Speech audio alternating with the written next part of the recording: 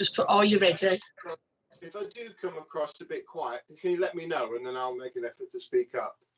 I will. I'll pop on and just sort of do that, shall I? Yeah, okay. Yeah. Right. So let's see. Right, we're live. Right. Good afternoon. Welcome to the latest part of our HAF programme via Walsall Libraries. Today we've got the most wonderful surprise for you. We've got Steve Smallman, who is a fantastic illustrator and has written or been involved in the art side of 103 books. Just behind Steve, you can see two of my favourite ones, Pooh in the Zoo, which is really, really funny, and Bear's Big Bottom, because you can never have anything that's better than a book about a big bottom. So I'm going to hand you over to the wonderful Steve Smallman, and I hope you all enjoy today's session. Bye. Right. Well, hello, everybody. This is very exciting because I'm getting to see you all, but I'm actually still sitting in my studio at the bottom of the garden. I'm going to start by reading you a story, and it's the aforementioned Pooh in the Zoo. Now, I wrote this story because the publishers actually asked me to. They said, we thought of a title for a story. Can you write it for us? I thought, great, what's it called? And they said, Pooh in the Zoo. I said, do you want me to write a story about Pooh in the zoo? They said, so this is a story I wrote. It was illustrated by Ada Gray, and it goes a bit like this. Little Bob McGrew was a keeper in the zoo. Looking after animals was what he loved to do.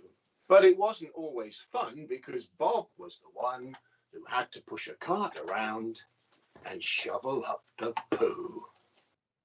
There was Tiger Pooh, Lion Pooh, Prickly Porcupine Pooh, Plummeting Giraffe Bloop that landed with a spit, dollops of Gnu Pooh, Bouncy Kangaroo Pooh, a trail of drippy droppings from a fat wombat, flying bits of Bat Pooh, crikey who's that Pooh, a pongy pat of Panda Pooh steaming on the sand, and Monkey always threw his as fast as he could do his, so no one had a clue where his poo might land. Bob felt dizzy. He was far too busy with big jobs and little jobs all around the place. Then he slipped on a banana while mucking out iguana, and it ran off with a very greedy grin upon its face. The lizard caused hysteria inside the cafeteria, climbing on the counters, eating everything he saw. 11 lime lollies, all the cakes from off the trolleys, a pepperoni pizza, and then sandwiches galore. Iguana's bulgy belly started wobbling like a jelly. Oh, he groaned, I don't think I could eat another bite. Then his greedy little eyes saw some sparkly fireflies, and he gobbled them up too because he fancied something light. Then Iguana said, uh-oh, as his bum began to glow. He pulled a funny face and plopped a poop upon the floor. But Iguana's jaw soon dropped when he saw the poop he'd plopped, and he ran back to his cage where Bob was waiting by the door. Bob turned around and saw something glowing on the floor. A poo that shone so brightly it was lighting up his face. No creature in the zoo has ever done a glowing poo, he whispered to himself. It must have come from outer space. Soon everybody knew about the new poo in the zoo, and people flocked to see the interplanetary poop. Then a man in a cravat and a sparkly blue top hat said, hello there, Mr. Zookeeper. My name is Hector Gloop. I'm like you, said Hector. I'm another poo collector. I collect exotic poo-poos. I've got quite a big selection. I want the world to see how amazing poo can be. Please climb aboard my poo museum. I'll show you my collection. I've got a pile of Yeti poo and some that's like spaghetti poo. A smoking pile of dragon poo, they're very hard to find. A mammoth poo in ice. Look, and this one's very nice. It's a massive pile of poo-poo from a dinosaur's behind. I've got huge poos, tiny poos, crusty poos and shiny poos, every kind of poo-poo you could ever hope to see. Well, I've got some dodo-doo-doo, but not glowing poo like you do. Oh, I simply have to have it. Will you sell your poo to me? So Bob sold the poop to a happy Hector Gloop, and he spent all the money on a robot pooper scooper.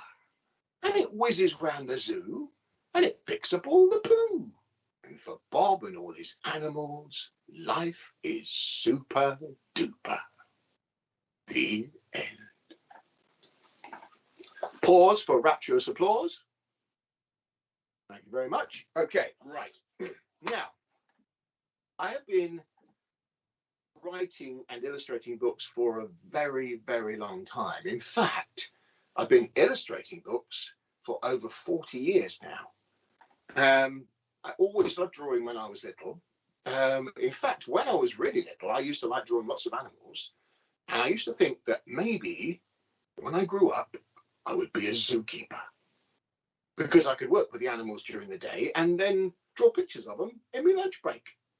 But my teacher at school pointed out that if I went to art college and I could draw pictures of animals, but it wouldn't have to shovel the poo, you see. So I became an illustrator instead. And I illustrated loads of books before I started writing any. And then one day I thought, well, some of these stories I've illustrated aren't very funny, so why don't I try writing one? And I wrote my first book, and I've written about 100 more. So I'm kind of an author now, really. But I always draw pictures to help me with my writing. So I'm going to show you some of my sketchbooks.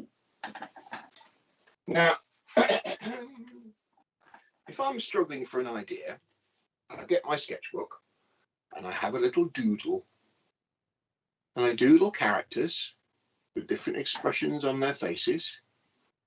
And sometimes they're not even real characters. Sometimes they're animals. That fox looks a bit sad, doesn't he? It could even be monsters, look.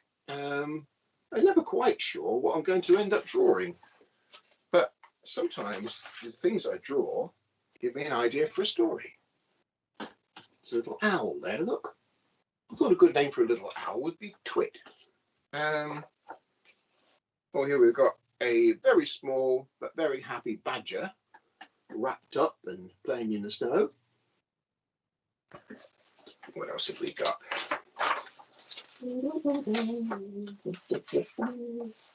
Oh, I was writing some stories about a little witch, and she got a really bad cold, but because she's magic, she sneezed out a bogey monster.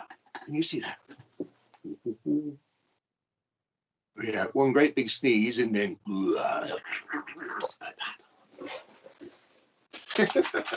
didn't make it to the final cut, but I'm going to keep it there. I might write a story about it later. And let's find one more in this book anyway. Ah, yes. When I'm writing my ideas down, I do bits of writing. So I write lots of little notes, and then I do little drawings. And the mixture of the writing and the drawing ends up turning into a story. So that's kind of how I work. But I thought, as it's Easter, well, it's just been Easter, but you're on your Easter holidays, it'd be nice to do some drawings of springtime creatures, like little rabbits or little ducks or little chicks. And I'm going to do them. I'm going to talk about it while I'm drawing them. But then if you want to have a go, you can copy me. If you've got paper handy, then do. If you haven't, then maybe you can watch this back later and have a go then. I'm going to move my chair back a little bit. Now, hopefully, you can see that all right. I'm just going to move you a little bit closer. Right. This is my pad. I'm going to be drawing with a purple pencil. Now, there's no particular reason for drawing with a purple pencil, except I like purple and it's a bit more exciting than grey. So I think the first thing I'm going to draw is an Easter bunny. Now, I haven't decided if he's a good bunny or a bad bunny yet, because that'll come with the expression, but let's make a start. Now, when I start drawing, I don't press too hard. Okay, so I'm going to start with a shape for his face. I don't know if you can see that or not, but don't worry because you will in a minute. I'm going to put a little line across there where his eyes go and a little line where the front of his face is. I'm going to have him with his body like that, so he's leaning forwards. His ears can go that way. Eyes will be on that line I drew there. And his nose will be down here somewhere.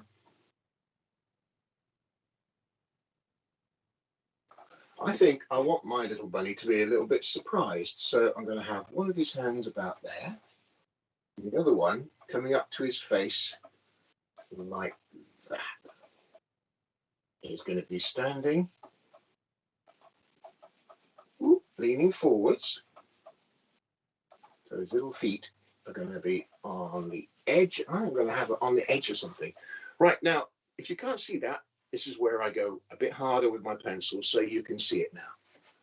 So I'm going to have him looking, and pressing much harder now. It's the same crayon, just pressing harder. One eye there, one eye there.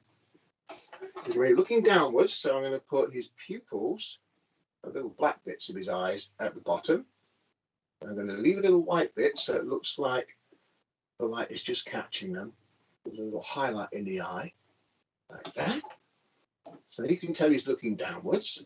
There's going to be a little line across the ridge of his nose, a little line where his nostril goes.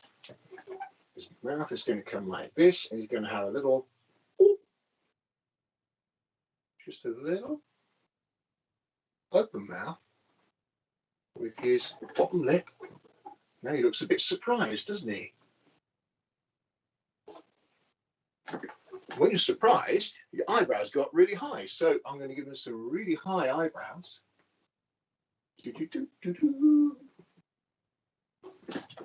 And also when you're surprised, it makes your hair stick up a bit like that. So I'm going to do a little bit of hair sticking up. A little bit of hair on the side of his face there as well.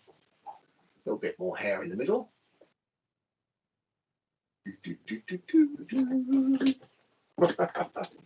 And his ears, of course, stick up as well. I'll press a bit harder on those too.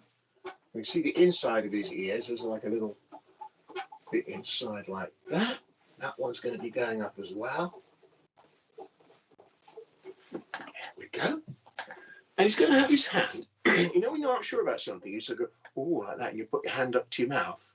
Makes you look a bit uncertain. So I'm going to have his fingers down towards his mouth like that. His arm's going to come down there and bend round, and that bit's going to go round there. His neck's going to be about there like that. He's going to have a bit of a fluffy tummy, and I'm going to do a little fluffy bit round the edge there. His shoulder's going to be there.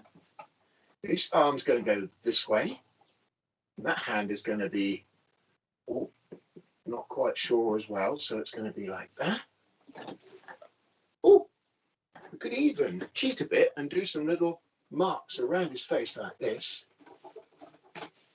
so he looks really surprised. And we could also give him some whiskers and make the whiskers go up too.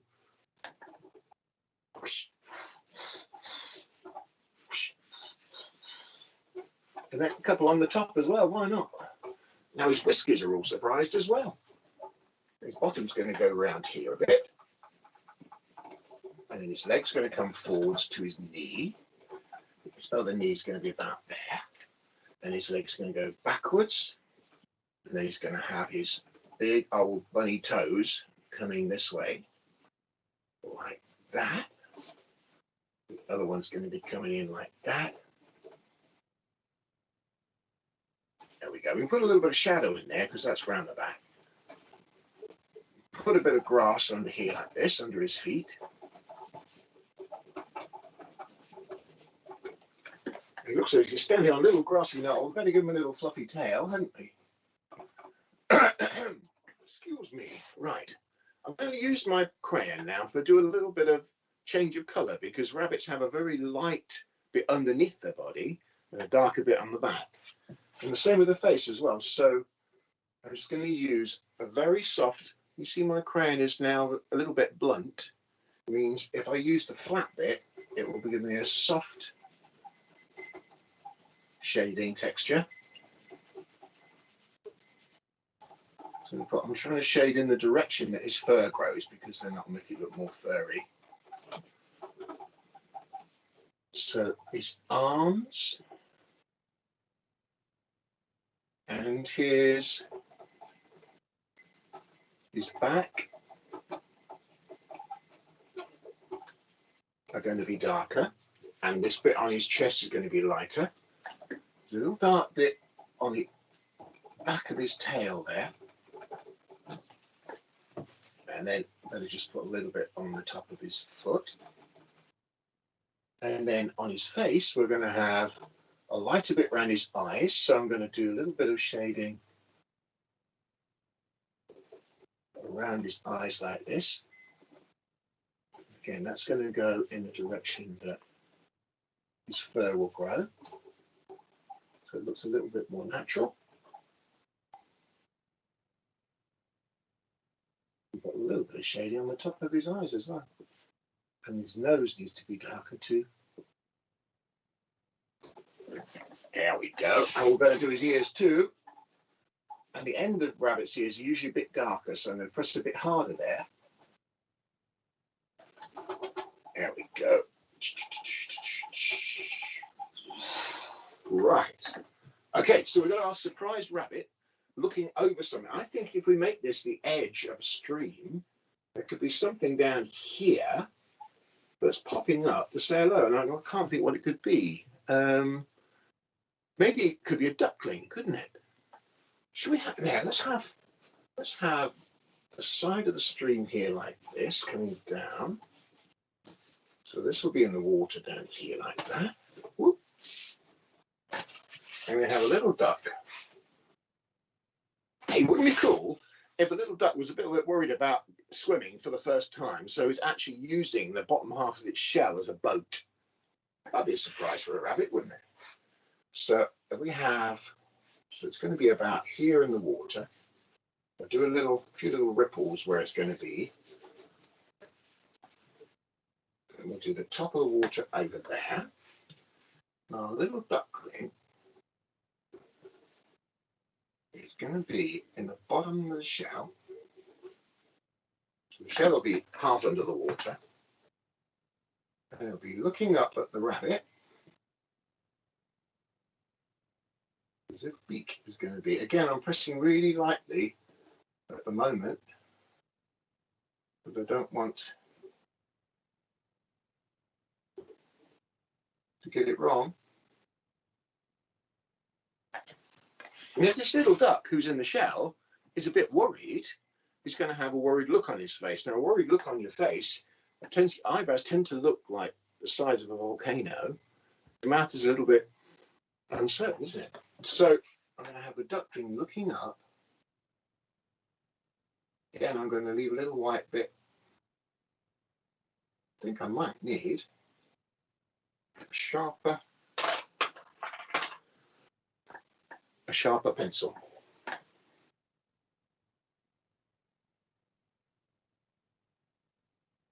This little duckling is going to have worried eyebrows, so like the sides of a volcano, like dented in like that. It's going to be a little bit scruffy because he's just come out of his shell and he hasn't had a chance to dry out properly yet, so he's a little bit scruffy around the edges. He's a bit worried, so I'll put some little lines under his eyes like that. We go a little ducky beak like this. Little nostrils in there like that. Ooh, broke a pencil. Lucky I've got a spare.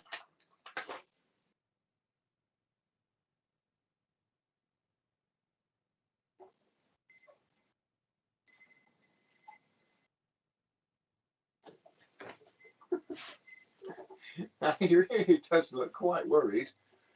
I'm going to have him sweating a bit as well, I think. And he's going to have his little duck's tail sticking out the side. He's going to be holding on to the side of his egg boat with his little feathery wings. And that's going to have cracks in it because he's just come out of it.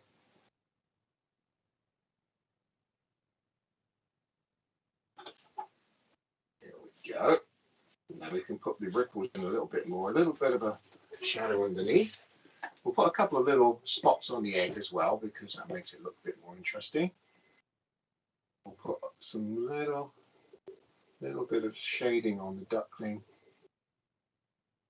Like that. And a little bit inside the egg like that. A little bit down the back of the egg like that, so it looks more 3D. There we go. We'll have him bobbing around a little bit because he's not quite sure what he's doing in the water. I think because we've got a lot of space still, we could have some other things in here, couldn't we? We've got the rabbit, we've got the duckling. Should we have, if we put some, maybe some long reeds over here in the background, just to frame that a little bit. Maybe a few more in there like that. That could be the other bank over there, couldn't it, in the distance? So press lighter there because that makes it go further away. We've got a little bit of shadow down the side of the bank. And a little bit of reflection of that shadow on here as well.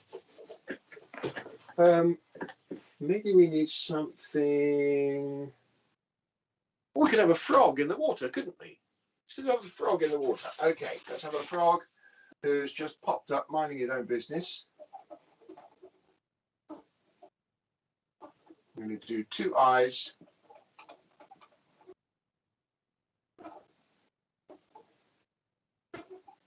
Little round nose.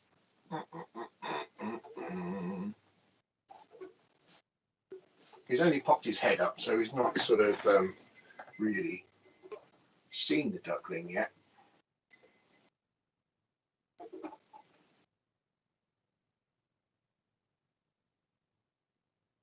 But he could be looking over here, because over in that corner, there could be something that he's thinking, that looks tasty. But I think we'll have a frog there like that. Again, a little suggestion of looking that way. So over here, maybe we could have, I think we could have some sort of, because frogs eat flies, don't they? They also probably eat dragonflies as well, wouldn't they? So we had a big tasty looking dragonfly just buzzing in here. The frog could be eyeing it up for his lunch. I'm just going to rub out that line there because it's a bit in the way. It hasn't completely gone, but you can see a bit more clearly now. So he's looking over here, so we need to have a really sharp pencil. We need a little dragonfly. We'll have the dragonfly looking over at the little duckling and worrying about the duckling.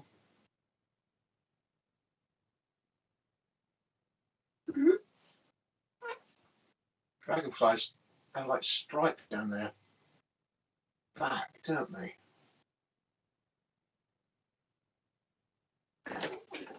Here we go. At the moment, he looks a bit weird because he's got no wings, but he's also got no legs either, and they have 6 legs. We could have, we have 2 of them going up like that, going, look out, what you doing? You don't go in there with your egg, you need to swim. So he's panicking a little bit, and he still hasn't got any wings. That's probably what he's panicking about. So we're going to do 1, 2 double sets of wings like that. Now, they go in a bit of a blur, so we're not going to worry about too much about where they are, but we're going to do a little trail where this dragonfly has just flown in. So he's seen the duckling. The duckling's having a panic. He's having around in his eggshell. The frog's seen the dragonfly and is thinking, yum. The dragonfly is wondering how he can help. It's funny how suddenly you start to get a story. The rabbit's sort of just wandering along minding his own business. He finds a duckling. He can't go in the water because he can't swim. He's only a little rabbit. And maybe he needs some more help. Maybe the dragonfly could help by getting behind the egg and flying really fast and sort of pushing it along. But there's a great big hungry frog right behind him, then that could make life difficult, couldn't it? Sure, the mother duck can't be far away, so maybe the mother duck will come in as well. We've still got a lot of space over here, so I'm going to put some like long leaves. So you get on willow trees that sort of dangle down over the side of the stream. It just makes it look a little bit more contained, and it makes it look as though there's something interesting going on over here, and it's not just a great big open space. We can also put a suggestion of some trees and bushes and things in the background there. They can come all the way over here like that. Perhaps we should have a mother duck looking worried in the background. Do you think that should be a good idea? Just over here.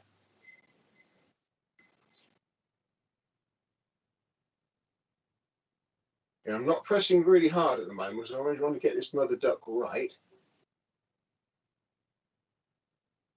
But she's going to be going, my baby.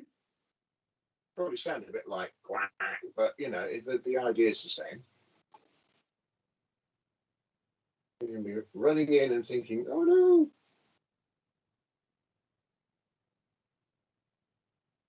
I'm drawing her lightly because she's behind all these reeds, and I need to not put her in front of those because she wouldn't be. But yeah, we press a bit harder on there. We better put the reeds in first because they're in the front. We put a little shading on there as well, just to make them darker.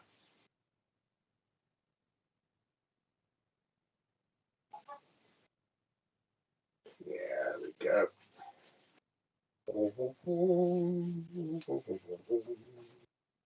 Right, now, mother duck is looking really worried. So she's got worried eyebrows, which look like the sides of a volcano. You've got a little bit of a quiff there because, I don't know, she's just had a ducky hairdo, maybe, I don't know.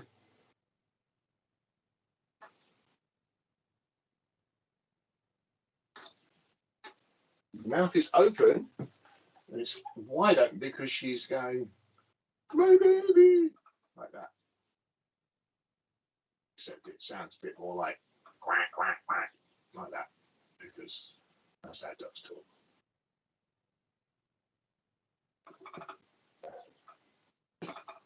She's panicking. I don't know if you can hear my dog in the background. He's in the garden, and he comes out for a little while, and then he barks to go back in again. But there we go. Mummy duck in the background. Rabbit's found him, trying to work out what to do. The frog's thinking, oh, a nice tasty dragonfly. So that's where the story could start. But actually not at the start of the story, so that's sort of partway through the story. But when you draw a picture, you can like think about what happened to lead up to that point. You can think about what happens next, and then your ideas start going in your head. And you get your sketchbook out and you start jotting your ideas down, writing down words you want to use, and that's the way you end up with a story. Okay, I think I'm going to call that one finished, and we better put my name on it because otherwise it won't be worth a fortune. Should always sign your artwork. So, Steve Smallman, 2021. Can you believe it? Okay. Now, before we go any further, do you want me to put that a bit closer so you can see it? No, I don't think I will actually, because I think I might end up everything falling to pieces because I'm not very good at technical stuff. and that's got one gammy leg, and this tripod is quite new, and I'm not sure how it works. So I think we'll just change the page and draw you another picture.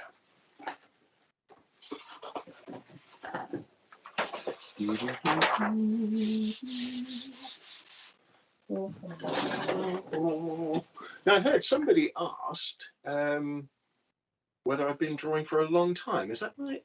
I think somebody did. I think I already told you that. I've been drawing ever since I was old enough to hold a pencil. So from when I was about 2 or 3, I used to draw on the walls when I was little. In fact, when I was 10 years old, I was so interested in the painting I was doing. I was painting a man catching a fish. And I was really chuffed because I've got a little pot of silver paint, and I was just painting the fish with silver paint.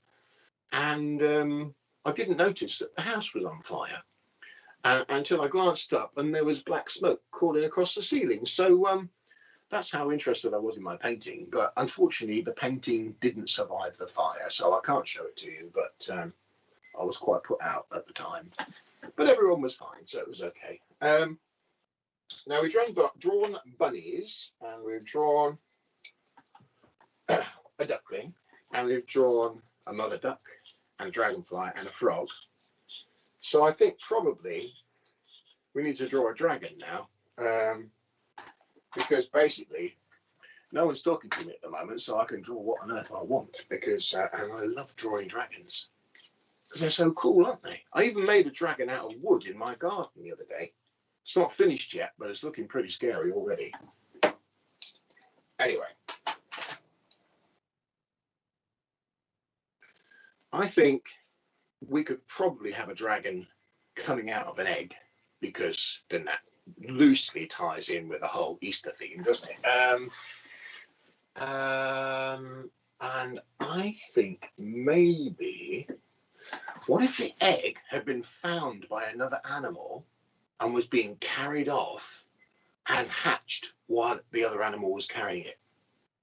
And now I know somebody else asked what was my favourite animal to draw, and well, dragons, if they count as animals, are my favourite animal to draw, but badgers are my other favourite animal. So I'm going to draw a badger who has found a big egg and decided he better look after it, so he carried it off, and then as he's carrying it, the dragon hatches from it and thinks the badger's his mum. Okay? So, purple pencil. Here we go. So we need to have the badger is going to be looking quite surprised, isn't he? Dragon eggs would probably be quite big, so the badger's going to be probably leaning backwards, holding it like this. So his arm down the back there, his other arm there, and the egg is going to be, his bottom is going to be down here, and he's almost going to have to be leaning backwards to manage to carry the egg. He'll probably almost fall backwards on his bottom when it starts to hatch, because he's going to be all overbalanced. His nose is going to be about there, and he's going to have that big badger stripe. That's how you can tell it's a badger, isn't it? Always go a bit too high with their foreheads when I start drawing badgers. I don't know why. You think I'd have got the idea by now. If I start muttering and you can't hear me, then don't worry about it. I'll turn around and speak more clearly in a minute. But I do tend to mutter. I tend to make noises, and I tend to sing and hum and all sorts of things when I'm drawing. But don't be alarmed. It'll be okay.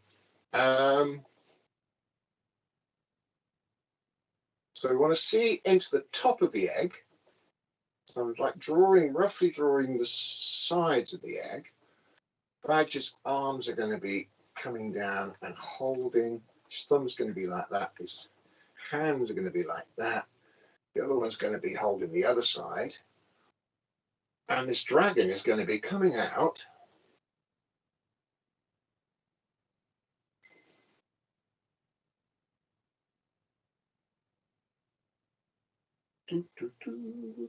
I'll go a bit quiet when I'm trying to have to work things out. Have you noticed that? Because I'm not quite sure. I think the dragon needs to have the top half of the shell on his head still. But we don't want the dragon to be too hidden by the shell so that we can't see. The dragon is going to be very pleased to see Mama, except it's not Mama really, it's actually a badger, but the dragon doesn't know. It's like some birds, isn't it? It's the first thing they see, they think it's their mum. Aha. Okay, I think we've sort of got the general idea of it, so I think I'm going to start by drawing the dragon. I'm going to press harder with my crayon again.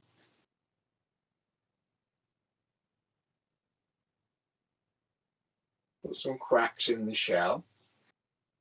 We'd even have a few little bits flying off, couldn't we? Just little bits of shell. These just literally just burst out of it. The top half is going to be the pointy end. Do you notice that when I'm trying to draw a curved line, I put my hand against the paper, put my pencil on the paper, and then just keep my hand in the same place and let it naturally follow a curve. I do it the other way around for the other side. And then that's going to be the back end of the shell. I'll put a little bit of shadow in there like that. And then we're going to put his eye.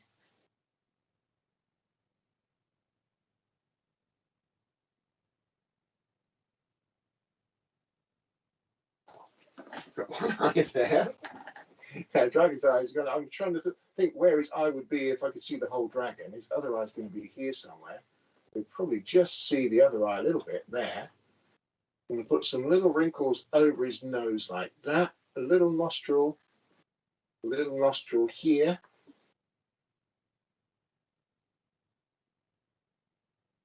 And a big smile.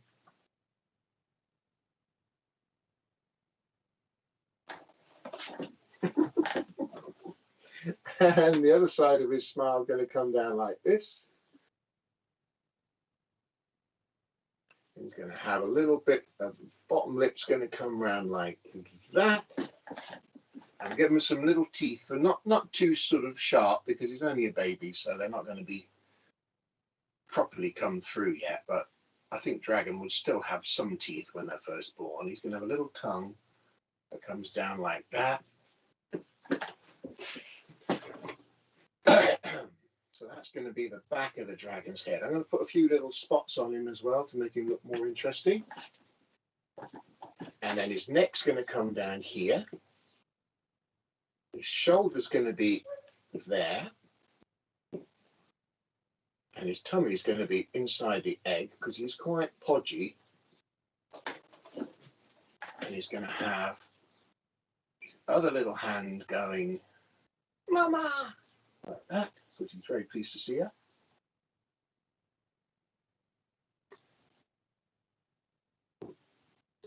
There we go. There's some little claws like that because he's a dragon after all.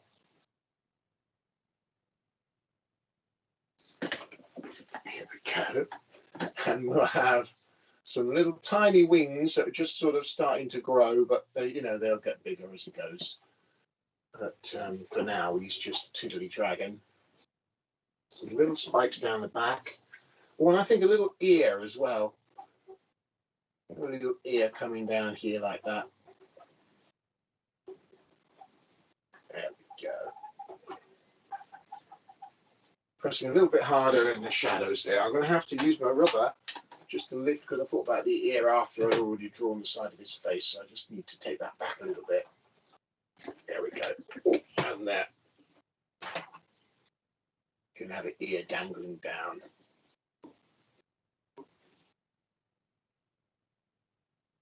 He's going to have shadow underneath the egg, a little shadow over his eye like that.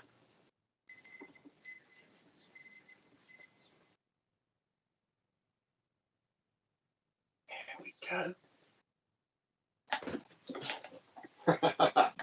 Okay, so we've got the dragon. Can you all see that? I don't know why I'm asking you, because you can't talk to me, can you? But that's just... Oh, hang on. The leg's fallen off. Only drawing board. Oh, I think that's got it.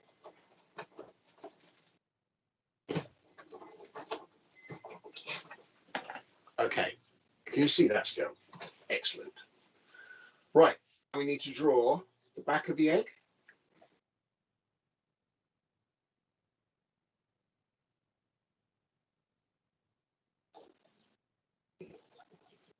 Do a bit of shadow on the inside of the egg, just so that you can see it more clearly.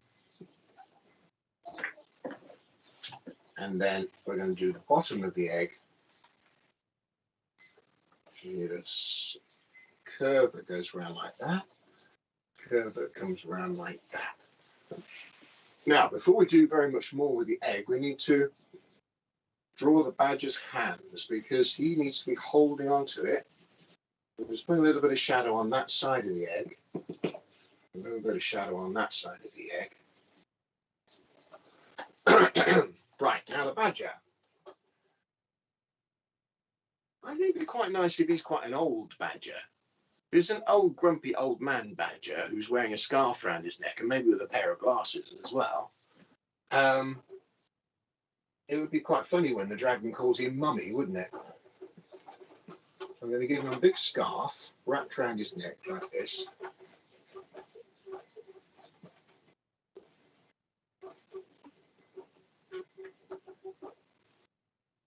He's going to have whiskery sort of arms like this. And then down here, he's going to have his thumb like that, and he's going to be holding on to the egg with his fingers underneath it like that. The other one you're not going to see because it's going to be behind the other side of the egg. And then he's going to have his body coming down like this. I've made him a little bit too short there, so his tummy's actually going to be there. This is why you don't press too hard to start with, because you might have to change it a bit. And his legs definitely need to come down a bit lower than I've got them. Okay, and then his other leg will then be about here. Bend his knee. His other foot will be sticking up a little bit like that. Now, badgers have quite dark coloured legs, almost black, don't they? Got a light underside.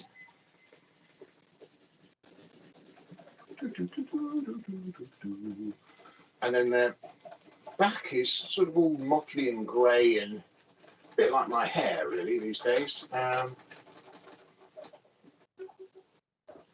When I was little, I used to have white blonde hair, and it's sort of heading back in the same direction, but without the blonde. Ooh, ooh, ooh, ooh, ooh. Right. We've got a bit more shadow in there like that. A bit more shadow behind the egg like that. We can see that he's carrying it. We'll put the floor in. A bit of a shadow on the floor. Now we need to do a surprised elderly badger with glasses on. This is going to be his nose, his nostril,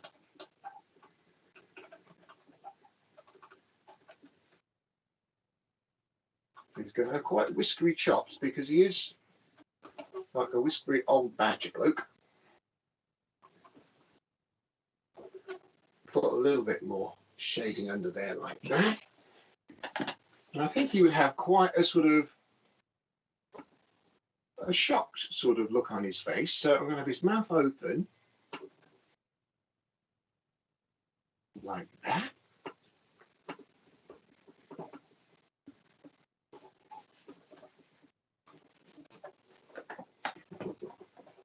And then we need to put the bit around his stripe on his face. I'm going to have it a little bit sort of fly away at the back here because, well, that's another lockdown hairdo really. I haven't been able to get out to have it trimmed. And his ear is going to be on the back end of that as well. I nearly forgot that. Put an ear there, and then all this bit will be dark. Well, it'd normally be black, but because I'm drawing in purple, it's a purple badger. His eyes are going to be about here. His eye needs to be really wide open because he's just had a bit of a shock. Other eye's going to be about there, so you won't see. And I'm going to give him some big, like, you know, grandpas have great big bushy eyebrows, don't they? So give him some big bushy eyebrows like that. Have him looking down like that. And because he's a bit of an old badger, he's going to have some wrinkles around his eyes like this.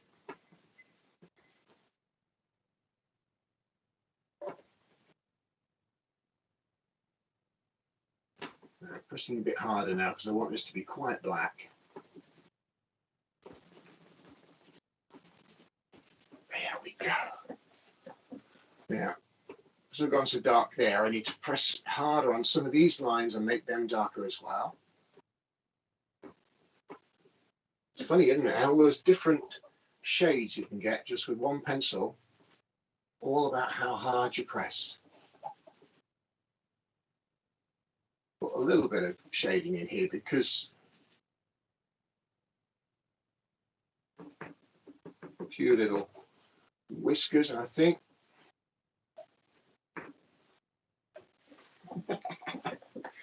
oh yes, I think this could be a fantastic story about the dragon and the badger. I bet if you had a go at writing it, you could do a fantastic job. Oop. So we press a bit harder on here now. Your badger's going to have quite dark coloured hands like this. There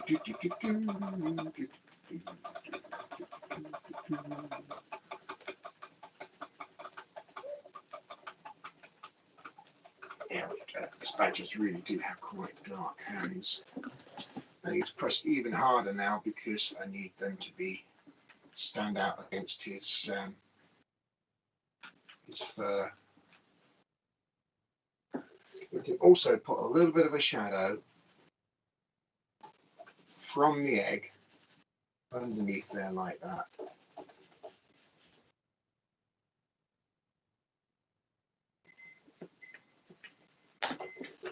Make it look more 3D. A few more little spots on the egg, I think. Can't imagine a dragon's egg wouldn't have spots on it, can you? Definitely have something on it.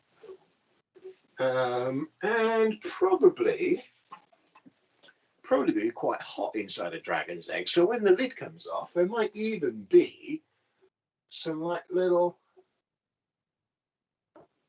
clouds of steam or maybe sort of dragon pong fumes or something. I don't know, but it's the sort of thing that you might expect. There we go. So this is the moment that the dragon hatches from the egg that Badger was taking home to look after. There we go. Right. Okay. Better just tidy up his top end. I said I went a bit too high with his head there, didn't I? Do you remember? See, this is a good time when you get to the end of the drawings. Just go back and have a little tidy up. It's best to wait till near the end, unless you've completely got it wrong, because otherwise you spend ages drawing things and rubbing them out again, and you never get anywhere. But if you wait till the end, you can just use your rubber to tidy things up. There we go. I'm going to put my name on that one as well. With this one, Steve Smallman, 2021. Pause for rapturous applause, and then I think I'm going to read you another story. We're doing quite well. I think we've just got time to read another story about poo. Because Poo in the Zoo went down quite well, the publishers asked me to write another one. So I did. And it's called Poo in the Zoo, The Great Poo Mystery.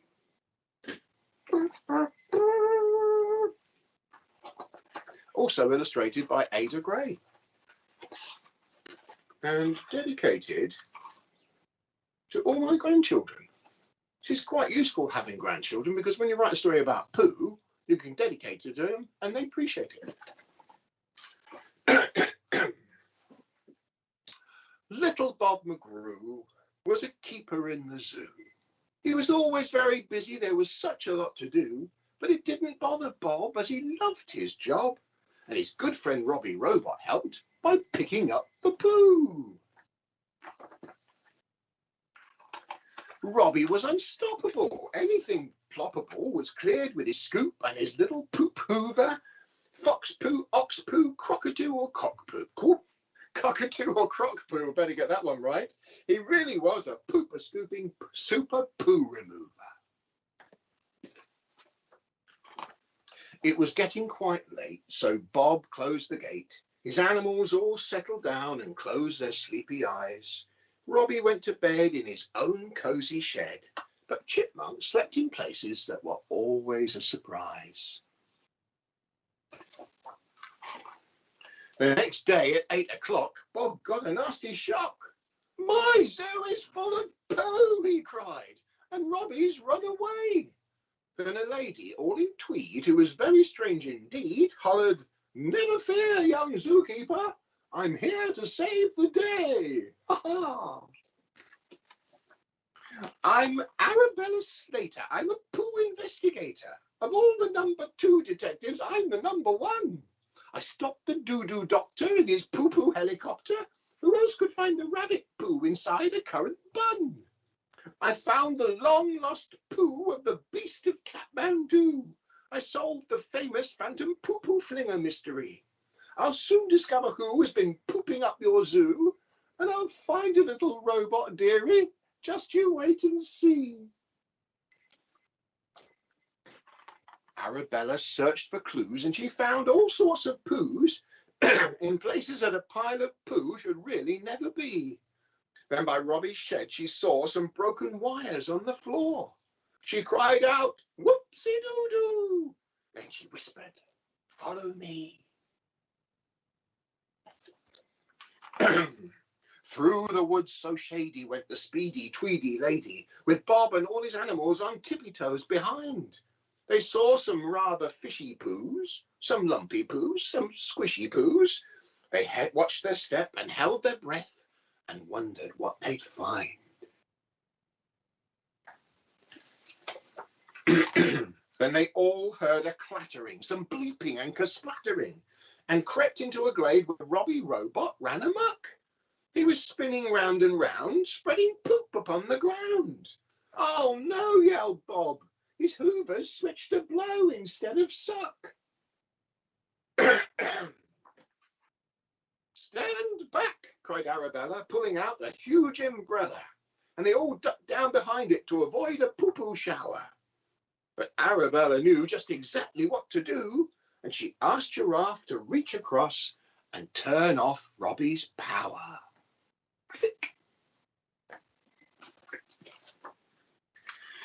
They opened Robbie's chest and they found a tiny nest.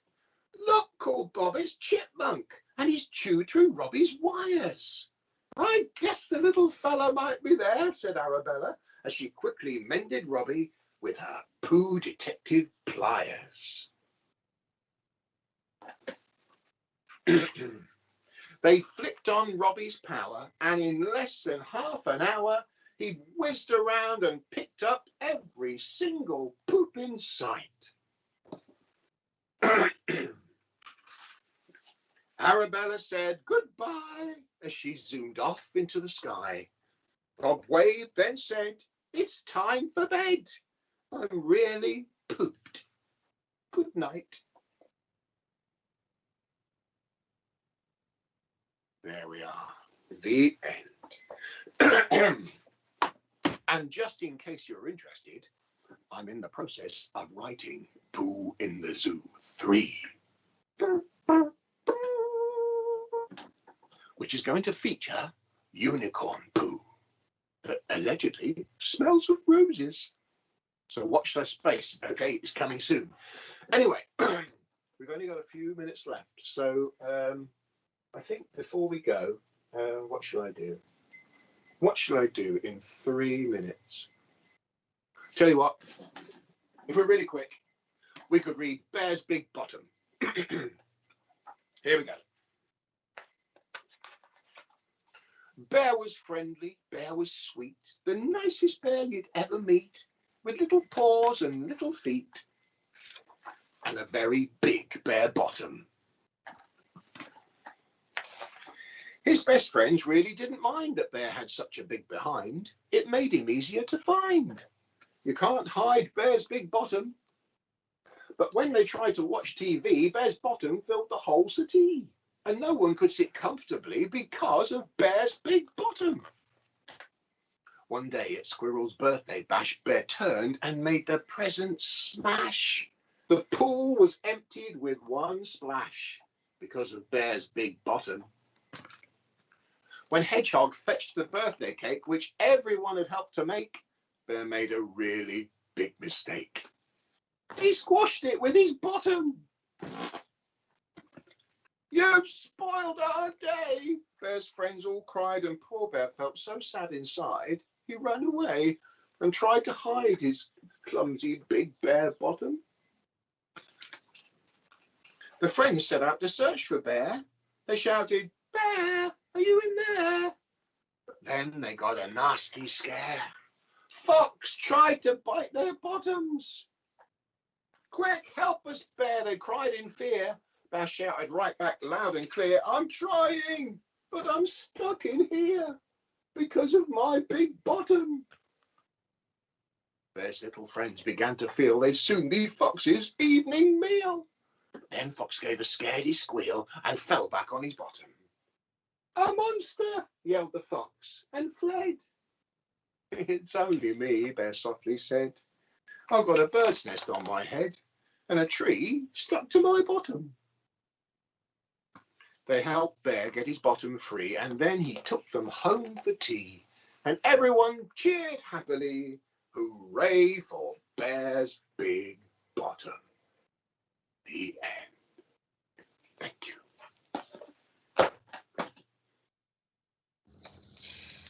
That was fantastic, Steve. Absolutely marvellous. I hope everybody else has enjoyed this session as much as I have. I have got a question for you. Yeah. I've been asked, could you tell us a little bit about the materials you use, in particular, what sort of pencils? Well, purple pencils I use. They're Faber-Castell Polychromos. Yeah. That sounds fancy. It is quite fancy. It's a mauve one, number 249. Okay. They're really expensive. I mean, some people who do all pencil work use them, and they have sets that cost hundreds of pounds. These cost about, I don't know, £1.50 each or something, but they're really nice to use. Yeah. But if our children are watching, they can use pencils that they've got at home, can't they? Oh, yeah. I think it's suitable, isn't it, to start off with? Any pencil will be fine, but it's best not to use ones that are too hard, because you end up making great big grooves in the paper. You can't rub them out if it goes wrong, and it's better to have a softer pencil. And the ones that have a B in, like a 2B, a 3B, 4B, are softer, and they're better for sketching. That's fantastic. Thank you very much.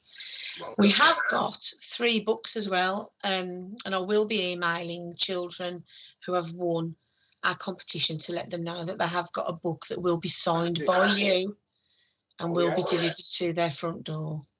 I might even have a doodle in it. You never know. Oh, that would be so exciting. Thank you very much, Steve. Right, I'm just going to do a big round of applause and say thank you very much to Steve, and hope that you've all really enjoyed our special event that has been put on by your Walsall Public Library Service with support from the HAF Project and Children's Services and the wonderful, wonderful Steve Smallman.